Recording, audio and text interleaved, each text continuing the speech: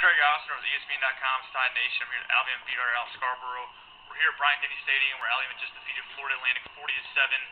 What did you take away from the game? The biggest thing I took away was the play of the wide receivers. They really caught the ball and did something with it. They started with the third play of the game with Kenny Bell catching a little underneath route and then going 85 yards for the touchdown, which is something that Nick Saban has talked about all year, which is, don't leave everything to AJ. If you catch the ball, make a play with it.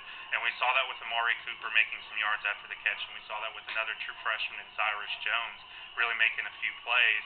Something we looked at all leading into this year, talking about how there's going to be more depth than there was a year ago, and tonight we got to see that. At the point of the running game, Alabama had 4 running backs with over 6 yards a carry. Eddie Lacy looked like he was back with over 100 yards in the first half. But the offense wasn't perfect. What do they need to work on? Red zone efficiency. It's punching the ball into the end zone, which is odd because a week and 2 weeks ago we were talking about how good Alabama was at that. But tonight they had to settle for 4 field goals, which is nice for Jeremy Shelley. He finally got to kick something.